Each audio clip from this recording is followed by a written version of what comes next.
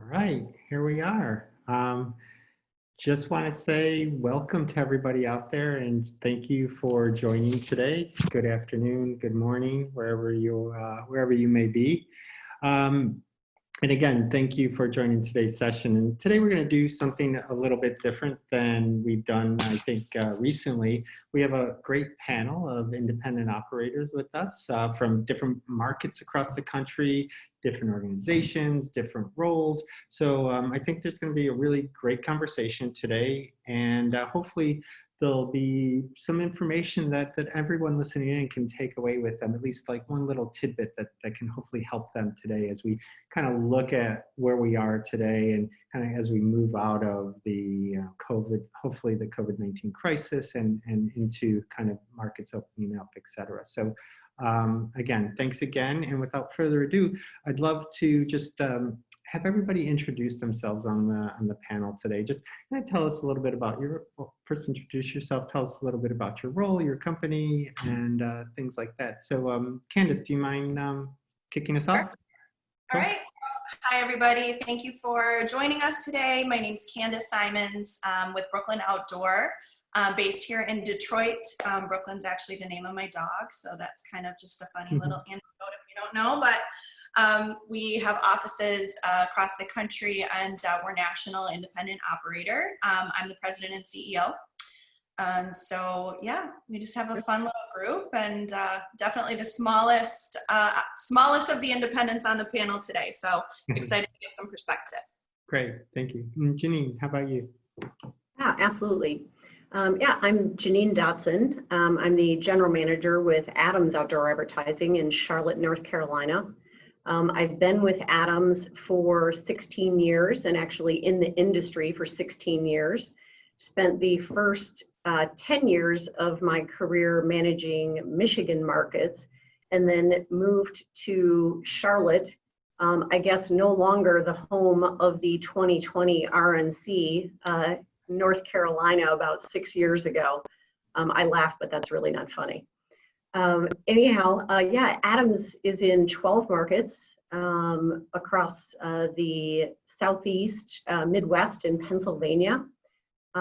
So, you know, we're a lovely size organization in that you know, feels like it's manageable, a lot of great people, and I'm happy to be part of the panel today. Thank you for asking me, Scott. Well, thank you for being here. And Lee, how about you? Yeah, no problem. Thank you. Welcome, everyone. My name is Lee Houghton. I'm the senior digital out-of-home strategist with YESCO Outdoor Media.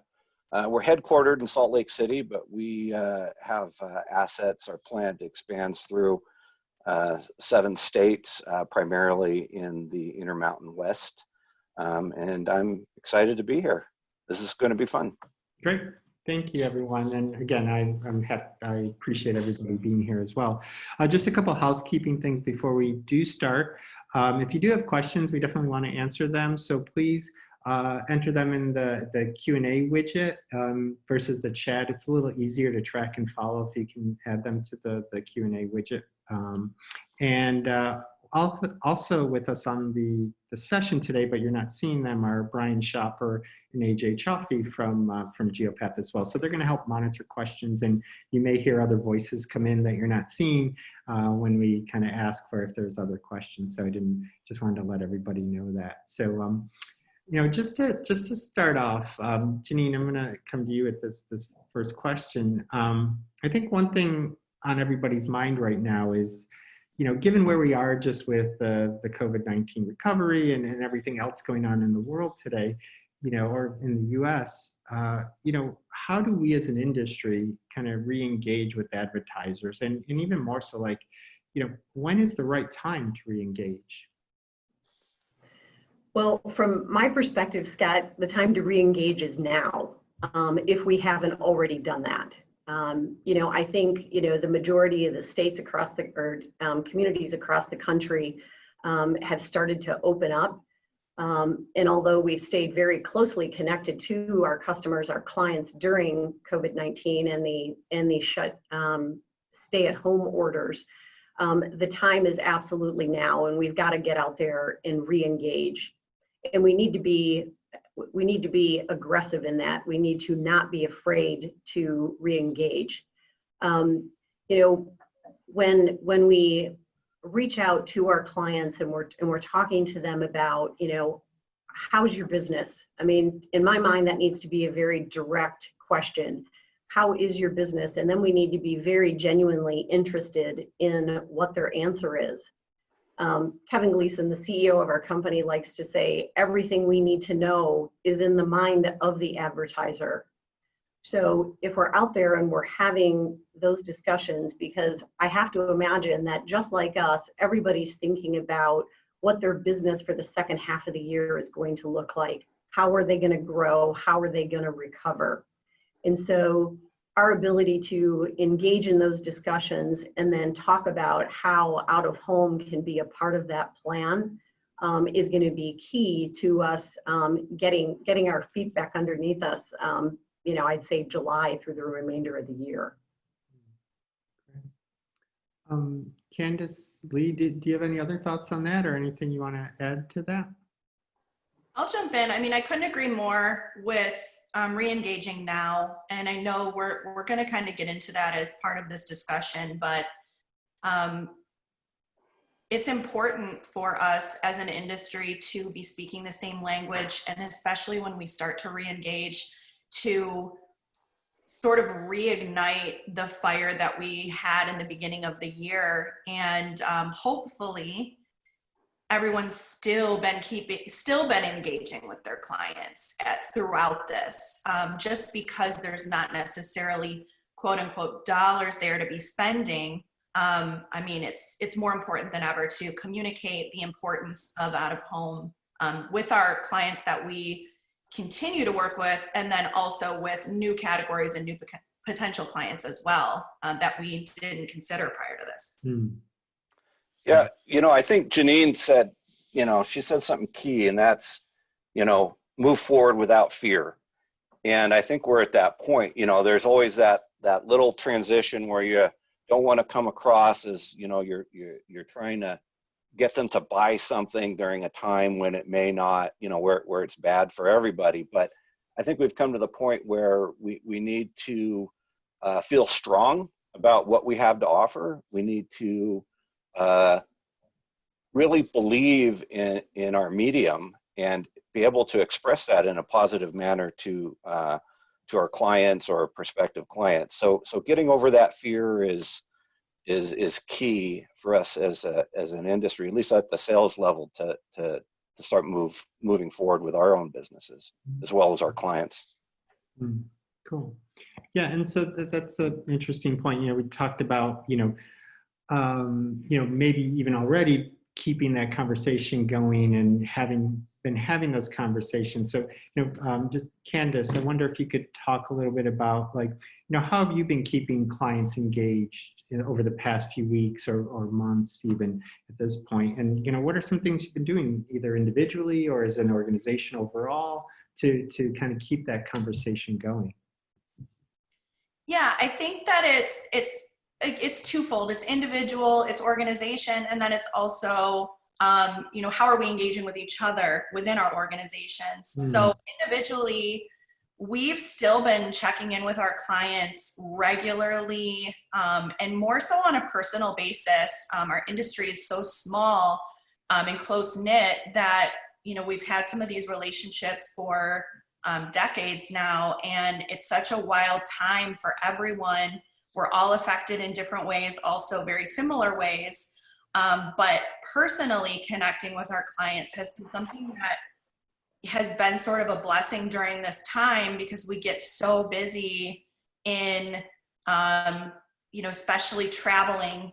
We got to make it from one meeting to the next. And, so being able to have time to really connect again and understand the frustrations of the brands, like Jeannine said it really well, with, I think, what, Kevin was saying within your organization is, taking that time to listen and understand the challenges that our clients are facing and their brands are facing, so that hopefully we can do something about that. We've been doing a lot of online presentations, a lot of Zoom calls. more comfortable with being on, I guess, a FaceTime screen than ever. Just normally we're hiding from it, but we need that face-to-face interaction to continue to be charged, especially cultivating and continuing those relationships. As an organization, we've been having some fun still, but being really intentional about what we're doing as far as newsletters go and communications, especially over the past 8 weeks, 12 weeks, making sure that we're sharing information that's relevant to the industry, relevant to our clients, and not so much a sales pitch all the time of how can we sell? What do we need to sell? What are our numbers going to be? Just a much more human oriented, how do we all help each other get back on our feet? And we've been having fun, like I said, we did recently, we kind of took the when we get out of home spotlight that you guys were doing, and we kind of made our own little fun video about when we get out of home, we want to go to the OBs. So it was just something like playful to do. We just had so much fun with it on a day that was, relatively slow. But I think making sure you still have fun as a team and as an organization is just as important as making sure that you're communicating effectively with your clients. Like, stay in communication with your people. You're used to seeing them day to day in person. Like, how do we connect and still have fun in a virtual environment? So I think we've been doing a pretty good job of that. Cool. And anybody else? Lee, how about you? Are there certain things you've been doing over the past few weeks that, either individually or overall as YESCO, or, even further, like, do you feel like there will be a change in how we engage with clients moving forward ultimately? Kind of Candice started to touch on some of those things, like with the Zooms and all that, but, do you feel like there'll be any change moving forward? Yeah, I think what Candice said is spot on.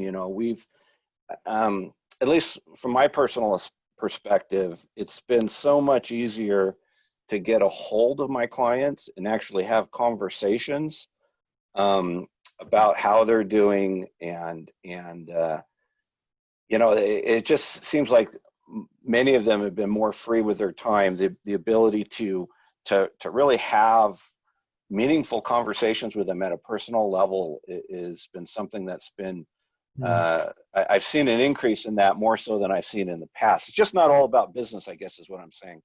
Is to learn about them and things, and organizationally, it's kind of fun to when we have these meetings that we see people's environments sometimes that we don't necessarily see on a face-to-face level, because it's in a conference room or it's across a desk or things like that. I've seen so many grandkids and kids and dogs and things like that of my clients. It's been really fun for us to engage at that level. So we see these others, and they see us as people, right? And I think that's important to carry that forward as we move forward, and we kind of try to get back to what normal is at whatever time we're living in. That at the end of the day, we're talking to people that have offices in their homes, and grandkids and dogs come running in and out, and it's been pretty meaningful that way. We all have this kind of shared experience, and you're starting to get to see a personal side of everybody that you might not have gotten to see in other times. That's what it sounds like. Also the I've been finding that that our advertisers want to start re-engaging with their customers as well at this level. They're looking for opportunities, and I think if you look across your book of business, at least in my situation, you can kind of categorize clients in the 3 different categories. You have those that just never missed a beat, right? They just kept buying, they kept plugging along. Sometimes they took advantage of their of the situation and looked at it to double down on their buys. Then you've got those that have been really devastated and you know, you worry about them. They're going through some specific trials, and their ability to spend or increase spend or even start spending again is something that may not happen now, and it's something that's, you know, longer lasting. And then you look at those kind of in the middle that you know, they know that they need to re-engage with their clients. They know it's time, but we call it hiccups. You know, we're going to have these dips as we recover from this, and it's kind of getting them through those hiccups and realizing that they're going to be blips and they're going to be setbacks. But how do we kind of move forward with that, I think is going to be crucial, and how we engage with them and help them kind of hold their hands through that process, and giving them the information that they need to make those types of choices, you know. Mm-hmm. Mm-hmm. Cool. Anything else to add? Anyone, Jeannine or Candice, did you want to add anything, Jeannine, to that? You know, one of the things that I was thinking about that I think is significant is early on when the stay-at-home orders came down and we were just making calls to our clients to check in on them and see how they were doing. I can remember, you know, there was a level of surprise in the idea. It's like, so you're not trying to sell me anything. You don't want anything other than just to say hello and ask me how I'm doing. And they were so appreciative of that. And, you know, the other thing is, I know I'm proud for certain, you know, of how Adams Outdoor Advertising went about engaging with the clients who, you know, as you mentioned, Lee, were devastated by what had happened. I mean, you know, businesses that were completely shut down and had absolutely no revenue coming in. And, you know, based on conversations I've had with customers that, of course, we share with other operators, I think that as an industry as a whole, we have handled this situation in a beautiful way, and I think that that's going to pay dividends on the other side, both from a relational standpoint and a business standpoint, because, you know, we understood where people were coming from, and we wanted to work with them as partners, because, you know, I can remember having a conversation with a specific client where she was telling me about, you know, listen, I'm trying to keep my people employed and feed my family. And, you know, I said, you know, can you do me a favor and step back and understand that we're trying to do the same thing? You know, and that actually seemed to be a bit of a revelation for her. She kind of said, oh my gosh, I hadn't really even considered that. You know, obviously, you know, being independent operators, maybe we're a little smaller than some of the other larger organizations, and, you know, it can make it a little bit different to navigate. But they seemed appreciative of those conversations, and it seemed to build some like an even more solid foundation with some of our clients during this time period. And I think that that's going to bode well for us going into the rest of the year and beyond. Mm-hmm. Yeah, Jeannine, I'm just going to jump in real quick. I totally piggybacking off of that. I think the biggest part of this pandemic that has, you know, come for us is like really remembering that we're all human. And a lot of times, like I said before, when we're just like moving and shaking and, you know, deals and money and, you know, it's like we're so attached to these ideas and these things because it's what keeps our business going. But when you start, you know, stripping that down to your basic human needs, and, you know, then where does that leave us? Like the compassion, I think, that we've all been able to have with each other, especially with our brands and having all these different changes of cancellations and moving, you know, campaigns forward, and how do we be flexible and compassionate with each other and not so rigid of, well, this is a 60-day cancellation and this is what our contract says. Like things are totally unprecedented, and just having, I hope that moving forward, we can continue that compassion industry-wide. And especially, you know, I think about deadlines with clients and just making sure that, you know, you're setting expectations from a client perspective, and even agencies with their brands, like, you know, we're instead of a end of day deadline, can we get till tomorrow? You know, just little things that really go a long way with just being honest about where we are moving forward, and to help each other and continue to be a prime resource and source for information for our clients, especially being independent. We are all in, you know, major markets, but also smaller markets where being remote, a lot of our clients can't go out and see their boards or do market rides or things like that. So we need to make sure that we are educated as independent vendors and vendors across the country to make sure that we can act as a resource for our clients to help them. And I think Lee and Jeannine both said it very well, is like we need to be listening right now across the board and help solve problems instead of thinking, how can we all put more, you know, money in our pockets at this point? Because it will come as long as we're all sort of stepping up to the plate and doing our part in the education process. If that makes sense. I think I rambled a little. No, great. Thank you. I have a question from the audience that I wanted to put out there, and then you know, I do have a couple of follow-up questions too as well, based on some of what we were just talking about. So this question is some clients have shifted dollars to other media forms. What is your suggestion for easing them back during this these post-COVID times? You know, it's a nice little segue, I think, to the next part of what we want to talk about. Any thoughts on that, or things you've all been doing that you know, can help provide guidance, at least from your perspective?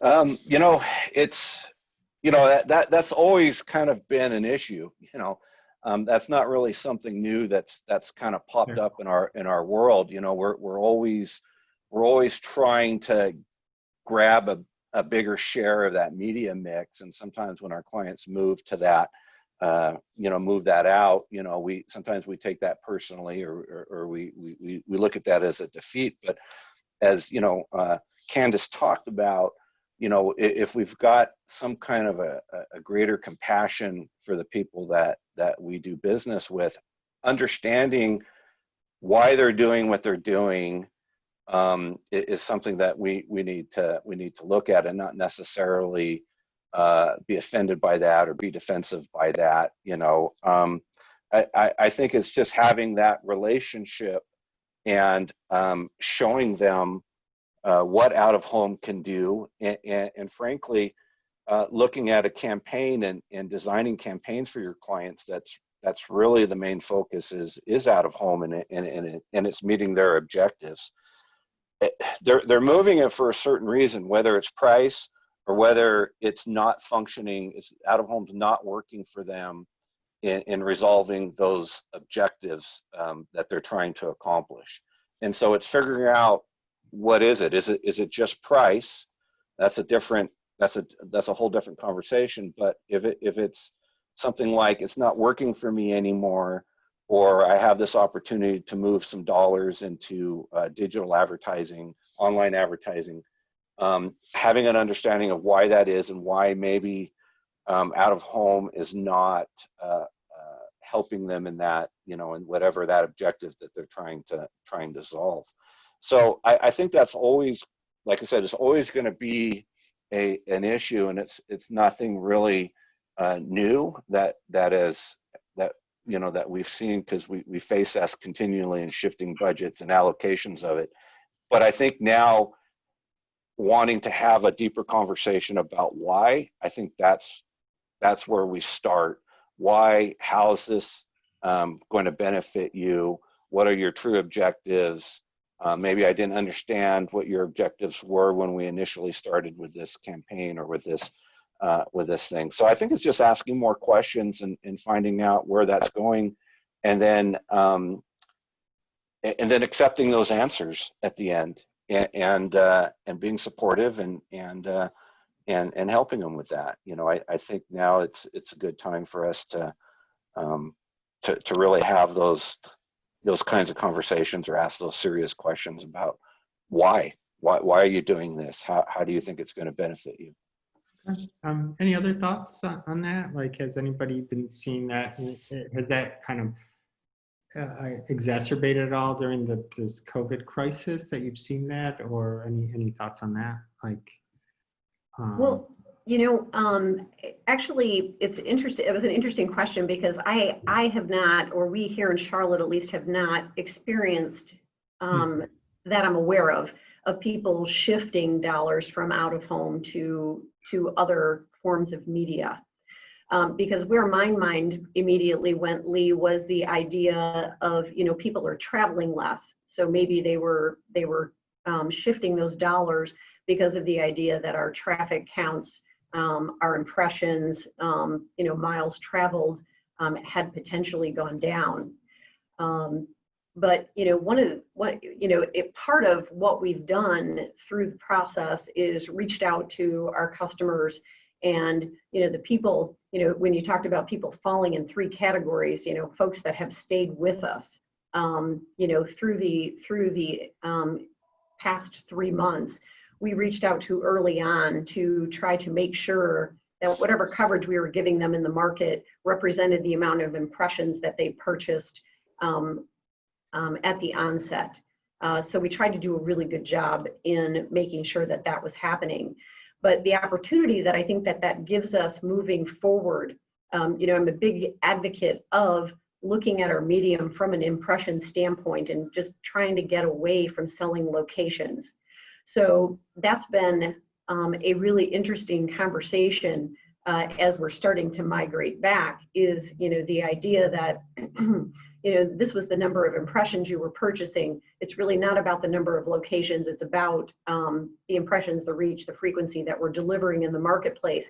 And I think that this, as we come out of this, based on those discussions, it should give us at least, what we're trying to achieve here, the opportunity to shift those discussions from specific locations to a more impression-based sale. So I see an opportunity potentially coming out of that, I guess is where I'm going with that. Okay, cool.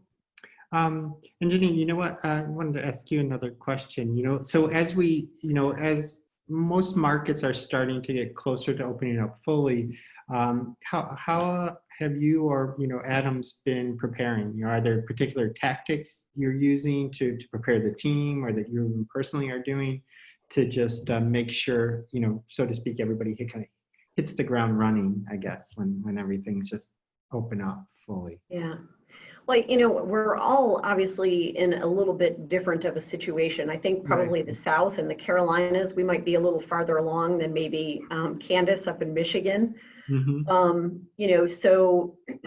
So yeah, I mean, Geopath data, has certainly proven to us and showed us that the miles that are being traveled in our markets and our impressions are increasing dramatically in all, if not, or in most, if not all of our markets.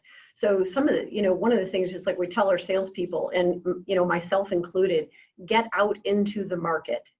Okay, get out into the market and experience the traffic, experience the activity going on. Because as much as I love data, there's nothing that jazzes me. I got stuck in a traffic jam yesterday and I was actually excited about it. I thought I have completely lost my mind.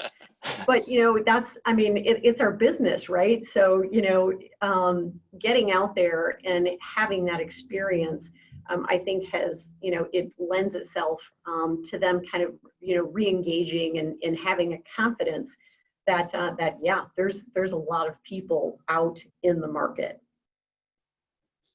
Cool. Anybody else? Are there other things that either Candice or Lee that you've been doing, or that your particular organizations have been doing, just to make sure the team's ready to go, whether that's data, whether that's, just kind of brainstorming ideas on how to prepare the team? We've been doing a lot of retraining. Honestly, we've taken this opportunity. We've seen it as an opportunity to revisit systems and the way the organization flows and how we deliver things to clients, what we're delivering to clients, what does it look like, is it giving the touch points, does it look nice? You know, all of these things that tend to just be secondary when you're so busy doing other things and really trying to sell. So we've taken a back seat to that a little bit and just revisited all of our processes and systems, and so that when it's twofold, we're touching base with our clients, and then we're also touching base with ourselves and making sure that we are ready. So when the new normal does come back, whatever that may be, you know, we're as ready as we can be. Yeah, so that's what we've been up to. Hey Scott, I want to jump in. I think that is such an important observation from Candice. You know, making, you know, whenever you have some kind of disruption, there's always also opportunities that you wouldn't have had before. Looking at systems, reevaluating how you do things, why you do things. I think it's all, it's really, you know, something we should all be doing, taking advantage of this opportunity and seeing, you know, how we're flexible, how nimble we are to adapt to things that come down the road. You know, I want to also address the whole data thing that Jeannine brought up that I think is important. You know, we've relied heavily upon the impression variation report as well as the traffic mobility app. We've also been very pleased at how well it correlates. The data correlates to what we see on the road and on the street in our market. And I think it's interesting. You know, you know, you look at people's roles. You know, you used to drive to work, and then you were kind of in this work mode from 8 to 5 or 6 or 10 o'clock or whatever you worked, and then you came home and then you had this role. But now, you know, you look at it, you know, I drove, you know, my daughter to tennis today at 7:30, and I was in dad mode with dad jokes and things like that. And then I came back and 8 o'clock, we had a staff meeting. So I was in, you know, a management mode. And then, you know, I made some prospecting call, you know, so, and then I got a text from Home Depot telling me my order's ready in the locker and I can go pick that up. So at lunchtime, I'll drive over to Home Depot, go pick up my thing. And now I'm in, you know, refinishing my deck mode. And so we're this fluidity in roles throughout the day is something that we're seeing. You know, you might have a piece of advertisement on a road that speaks to someone who's in CPA mode or CMO mode or something like that, but that person is also going to be going to the Home Depot or driving to tennis practice throughout the day, and they're going to be in mom and dad, you know, roles. So the data, having that data, I guess is what I'm saying is having an understanding of the audience and selling audience now is so much more critical than it has been before, as Jeannine alluded to. You know, having that ability to analyze the data and find out where the audiences are, and then also understanding that fluidity that we're seeing we're seeing nowadays, and how people move from role to role. And that's where we've been finding that the whole GeoPath platform, as well as the mobility, the traffic mobility app, and the impression variation report all come together and give us a very complete picture of what's happening on the road. It's been very relevant to us and how we use that. So we do have an opportunity now to showcase audience, and especially at an independent level, where maybe in some markets we don't have the same amount of inventory as some of the larger national vendors do. So that becomes even more critical for an independent to have an understanding of audience and how to sell audience and that type of a thing. So cool. I guess, you know, that's how we've been using that lately, is that data is to make sure that our clients are making decisions based upon that data. Great. Yeah, thank you for bringing that up. I was going to actually follow up with, because I know data's come up a couple times. So just hearing about that, I appreciate that. And And also, Candice, I do appreciate your comment too about education, and kind of re-educating the team. And I can even see from the Geopath perspective, there was definitely an uptick in people going through the learning lab and getting their certificates and just kind of working through. There's like kind of a big, through March and April, we could kind of see a lot of people kind of doing that and using that time in that way. There was one more question from the audience. We've kind of touched on it a little bit, but just going to kind of paraphrase it. So I'm just wondering if you all have any recommendations for, if clients are pushing back and either, asking for discounts or things like that. It definitely becomes a sensitive conversation for sure. Just wondering how you've been handling that, and if you have any thoughts or suggestions for anybody out there that may be in the same situation. I think it really goes back to the conversation that Lee was talking about, and the why and the storytelling aspect, and understanding where the brand is coming from. Because again, with regards to showing this compassion to our clients and their clients, because at the end of the day, we're all it's a big web of people that sometimes we just don't see throughout the line. Mm-hmm. And looking at each case individually and understanding why they're making this ask, and looking at it from a data perspective, but also looking at it from a long-term client perspective, and how can we make the best decision on how to handle that. So whether it's a discount or I think Jeannine said adding some bonus in to deliver on, impressions, but also telling the story that we're seeing in our markets, and from a data perspective, understanding where traffic levels are in our market. Because I think a lot of clients just assume and say, oh, well, traffic's got to be at 30%, so I should be getting this at 30%. And actually bringing the data back in a respectful way and saying, well, actually, this is the market. This is where traffic is currently, which is, way higher. We still want to work with you, and this is the way we're going to do that. But using ourselves as resources to provide that information, I think, is very valuable. And then it makes for a better negotiation ultimately at the end of the day, because you're bringing facts instead of assumptions.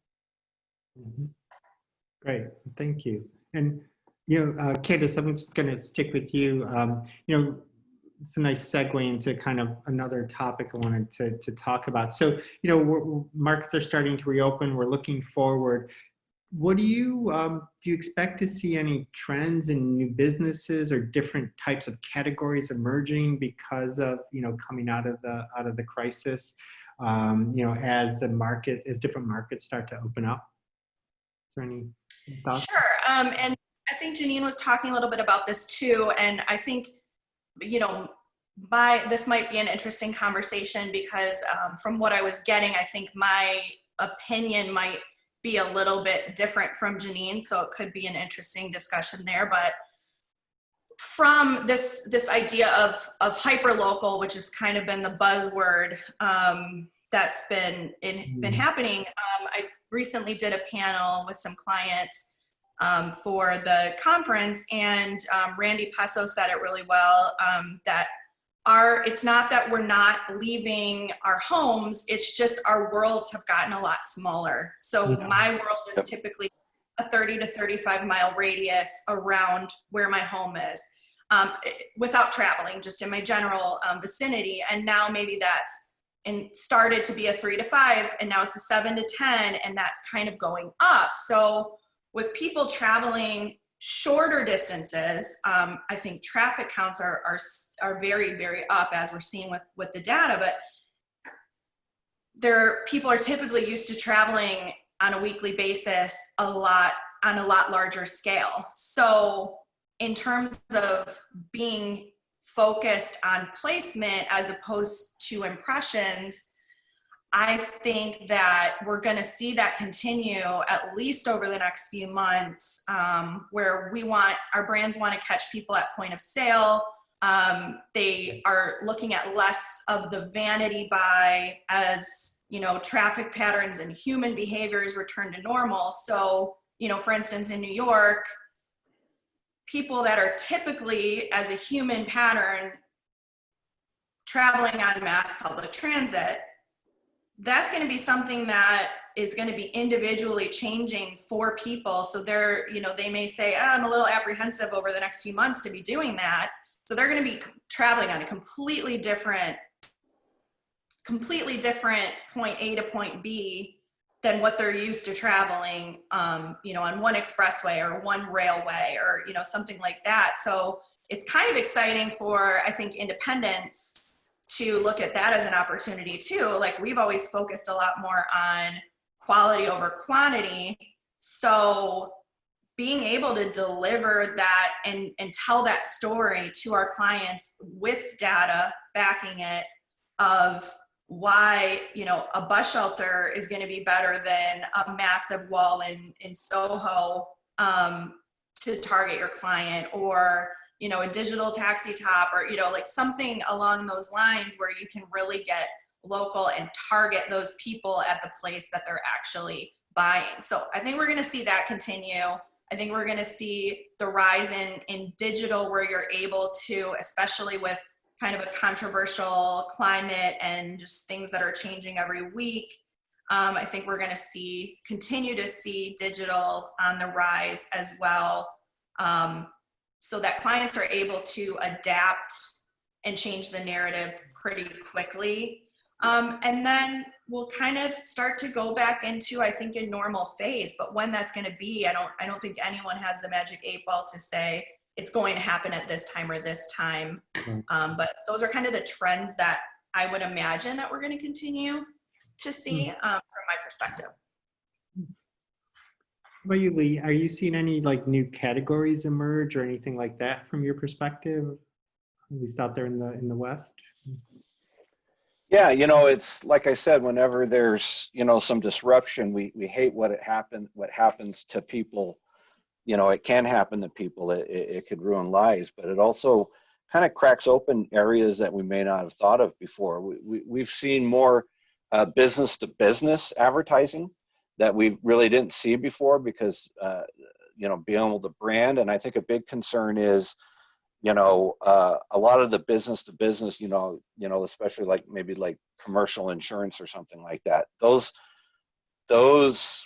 policies come up for renewal eventually, and it's as the accounting departments and CFOs and presidents sit down and say, okay, where did we're kind of caught with a lot of this additional cost. Maybe we should be evaluating some of our vendors in some of these areas as far as accounting services or employment services or insurance services or things like that. So all those come up for renewal. And so what we're seeing is, how do we mitigate that churn and get our name out into the public a little bit more where we didn't have to. So, seeing those new industries, I think is pretty exciting, but we have to force ourselves to kind of think outside the box because, maybe I would not have prospected commercial insurance companies before, or payroll companies before, or things like that. And so I think they're there. We just have to look for them and just start calling and talking to them and start engaging with them at that level because they're there, and we just need to be able to just, like I said, think outside the box and go after it. Right. Jeannine, have you been surprised by any of the different new business you might be seeing or emerging kind of channels or anything like that in your area? Yeah, we have seen some, and when you the attorney category has not always been huge in North Carolina, just based on our laws. But we've seen several of those relationships develop and business start to pop. We've also seen a lot of roofing companies. HVAC seems to be a very, very hot hot conversation right now, no pun intended, since it is very warm down here these days. But something else that we've really been focused on is thinking about the idea that people are going to be traveling differently this summer, right? I mean, a lot of people just aren't comfortable with the idea of getting on an airplane, or they can no longer afford to take their family, get on an airplane and maybe go to Europe or even go to the West Coast or whatever. So we've really been focused on tourism, drivable vacation destinations. And we're seeing a fair amount of success with that as well, because people will get in the car and drive 4 or 5 hours, potentially more. And as you can imagine, kind of centrally located where we are in the Southeast, there's a lot of destinations to be had within that driving distance. So that's something that that we've really been targeting. Cool, great. And just as we're starting to get to the top of the hour and just summing up and kind of thinking about the conversation, and just going back to something, Lee, you said, about this, relationships have changed. It seems like you're getting to know your clients on a different level than before. Just reflecting on all of that, is there anything you feel like you've learned that might change how you interact with clients in the future that you're going to want to make sure you kind of, continue to do moving forward? Yeah, and I think, Jeannine and Candice both mentioned this, having conversations with your clients during tough times. Sometimes, you pick up the phone and you call a client and want to know how their billboard's performing. And sometimes those are tough phone conversations, because either they're going to tell you they love it, or they tell you they hate it and wish they never signed the contract. And so, and then you got to deal with that, And so I think now having the ability of calling people, talking to them when things are tough, and finding out, what's going on in their lives, I think that's made it a whole lot easier, I think, for myself, and I know for some other team members, is reaching out if you've done that during this time, because, like I said, you may get an answer that you don't want to hear, but you do want to hear it. Mm-hmm. And I think that's what we got to change I've changed my attitude. I want to hear it when it's not working, or when it's not, performing, or they're going to have trouble making their payment, or they're behind 3 invoices, some of those things, some of those tough conversations. And so I hope that we remember that, and we give our clients a call during, times when they see something might be happening in their industry. And Candice mentioned this too, the advent of digital, being able to propose digital and present digital in a different way than we haven't not been able to present it before. As things change daily in our environment, being able to showcase digital in a way that, we can change, we can change on a dime, depending what you're experiencing in your environment. A lot of the tone deaf advertising you see on TV, you've seen people in, cramped subway cars, and we're in the middle of a pandemic, so some of that, and so I think I've been able to look at digital in a different way, as being reactive to political, social environments, economic environments, in a way that I haven't looked at before. And so being able to present that to my client, I think has been helpful. Okay, thanks. Anything else? Any other kind of learnings, Jeannine or Candice, that you have that you feel like you're going to take with you from this period? I think, and I'm just going to make one quick point on this, is I think just recognizing and understanding the tremendous value of the human connection. Mm-hmm. So, when I talked earlier about how we, in the beginning, the first couple of weeks, we're just reaching out and saying, hey, just checking in on you. How are you? How is your family? Understanding the value of that bond. And I like to call it the human connection, because, I love when you can relate to somebody on a human level. It puts you in a really great position, both personally and then from a business perspective. I think it allows the conversation to go places that it may not normally go. Cool. Great. Yeah. I like that, the way you're phrasing it, that, that human connection. So, do you think we may have taken it for granted when things were kind of moving so fast and, things like that, and now we're just kind of stepping back and realizing, like, the essence of how important it is to some extent? It's tremendously easy to take anything for granted when you're moving that fast, and not always intentionally or meaning to do so, but just in life. I think people are just discovering more of maybe more of a work-life balance. I know I am, and that's always been a challenge for me as a workaholic, self-diagnosed. But yeah, I love working, but I've also been exploring other things that I like doing and that I enjoy spending my time with. So cool. So we're getting close to the top of the hour, and again, if there are any other questions, definitely feel free to send them in, and we'll try to answer them with the time we have remaining. But just as we are winding up, just one last question for you, Jeannine. As we think about, again, the markets reopening and out of home, getting back to where it used to be, like, what is the narrative you would like to shape in regards to out of home and how it's reaching its consumers as markets reopen? Any thoughts on that? Yeah, I think out of home is positioned for a really quick and strong recovery.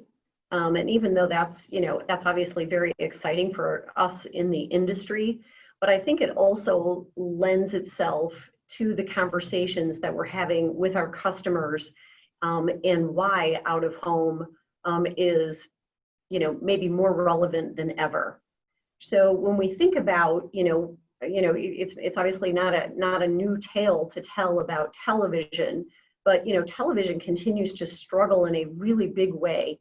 So, as if it wasn't enough in the idea that, we've got the, the advent of the DVR, and we're all watching Netflix and Hulu versus broadcast television, people cutting the cord, all of that. Throw in the fact that there are now, very limited live sports, which is where, folks have been gravitating to.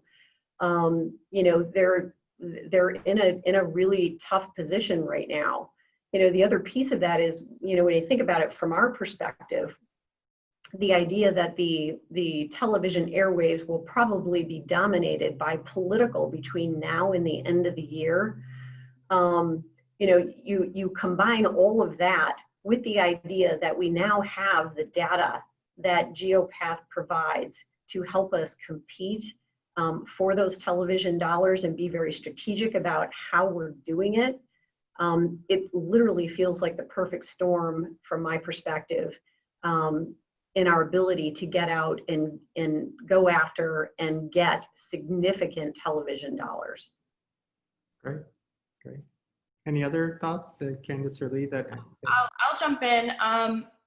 I think people are going to be looking for a detox from their devices, like a straight up device detox. I know I've been taking time, whether it's 3 hours or a day, and just not looking at a screen. I mean, now we're on Zoom all the time and other, visual things, and we're on our computers all day on email and spreadsheets. And then we go and stream our devices and we're looking at a screen, and I think people are more aware when they're out and about now. I think Lee touched on, you're in these different zones and modes, and I feel like people are in a much better place to be like taking in what's they're seeing and the perception of these signs. And a lot of people just, when you're in I drive down this one expressway every day, I go from here to here, I'm thinking about what am I going to make for dinner? How do I have to take the kids here?